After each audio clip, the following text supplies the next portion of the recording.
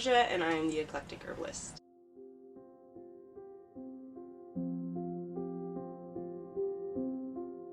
In today's video, I will be showing you guys, or kind of talking about, how to make a burn salve. If you've watched any of my most recent videos, you'll notice I have I like to call it my Joker scar and my little finger. I burnt myself. So that's the reason why we needed to make a burn salve. I didn't have one at the time, despite the fact that I had the oil to make it. I just didn't make it. What happened, you ask? I'm an idiot. I helped my son make some caramel, and we poured it in the bowl and it was boiling, so it obviously was hot. It was steamy. I poured it into the bowl when it was done. I mixed in the butter and I stirred and stirred until it wasn't boiling and it wasn't steaming, and I knew it would be hot. It was one of those things where I knew better, but it looked really good, so that's where it's my fault. I did not expect the actual heat of it. I did not anticipate how hot it truly was. Excruciatingly hot. I don't know. It was also, I had a blister right here, and I took a shower like later that evening and forgot and accidentally wiped it off. And this one was like an actual burn blister where it was kind of poking out immediately. This one showed up, I mean, it was white, but it showed up the next day, and it feels like it's continuing to grow. But I did not have burn salve.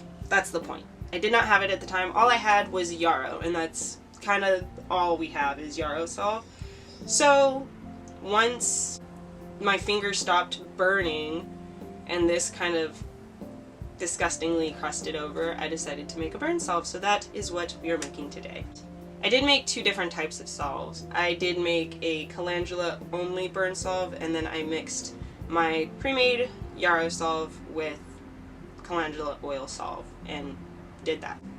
So as many people know or may not know, yarrow is very good at stopping or slowing down coagulating the blood. It's good for cuts and things like that. That is because it is anti-inflammatory, antiseptic, and an astringent, so it's all that good stuff. It does pair well with calendula, and it also helps calendula give an extra kick in its inflammatory properties. Calendula is also an astringent, and that herb works well with aiding in burns, so that's why I chose what I chose. So what you will need is calendula oil. Now I do already have pre-made calendula oil. If you do not know how to make infused herbal oils, I do have a few videos on how to do so. I have one specifically for yarrow oil. It's the same process if you want to go check that out.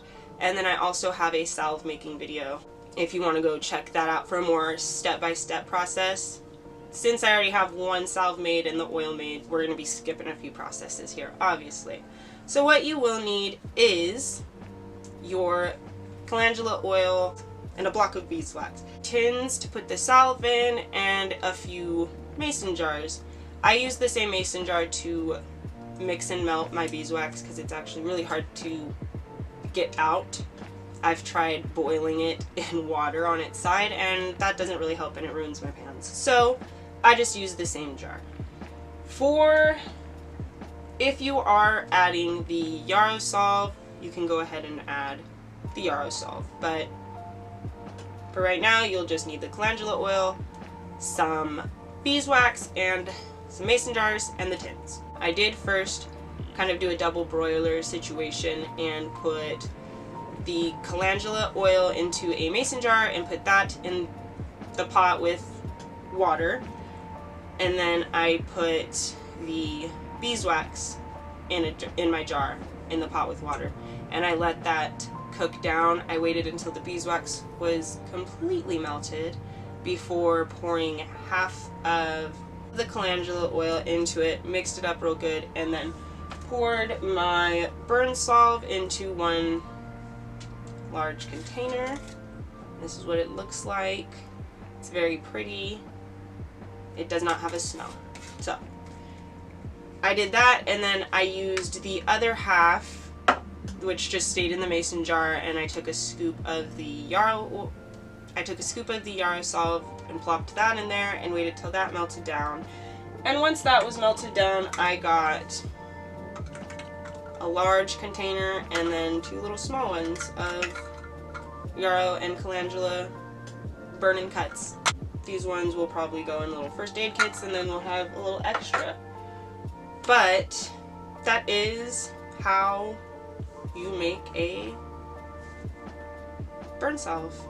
Very quick, very easy. If you already have the oil and a pre-made salve. If you do not have the oil already infused, you can either hot infuse it, or I believe it's cold infuse.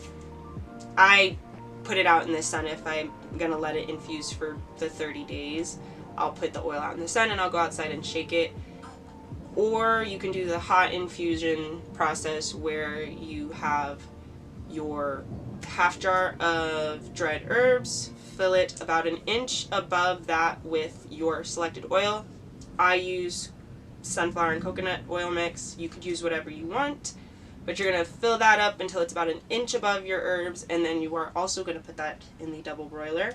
So you will want to hot infuse your herbal oil on the stove for about 1 to 5 hours. I'm assuming you would have it on the highest it can possibly go for 1 hour, or on the lowest it can possibly go for the 5 hours.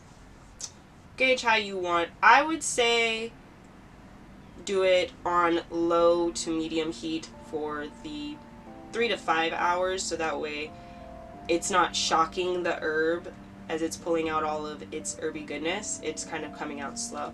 So once you have your herbal oil, you're going to want to strain the herb from the oil, put it back in the jar, or strain it in straight into a jar, and then make sure that stays warm. I generally will plop it back into the double boiler as I mix in the beeswax, so that way I don't have like really random solidified chunks for no reason. Once all that's set and good and it's all mixed up, you pour it into its container and you let it rest for however long until it solidifies and is dry. Whatever remainder you can leave in the mason jar. But that is that. That's how you do all of that in a real quick rundown, I guess. Hopefully my little owie, I don't think it will have any effect on it now. It might. I'll put some on it and test it, but I'm pretty sure it would have been more beneficial to use as my skin was actively being injured, but now we're in the process of healing. So I did put yarrow on this one. I did put yarrow on both of them, but that did not help. So it kind of made it burn a little bit more. Anyways, that is all I have for this week. I do hope to catch you next week. If you did enjoy this video, please go ahead and leave a like or comment. And if you wish to see more videos like this or witchy content, go ahead and give me a subscribe. But like always, I do hope you have a great day, and I'll see you next week.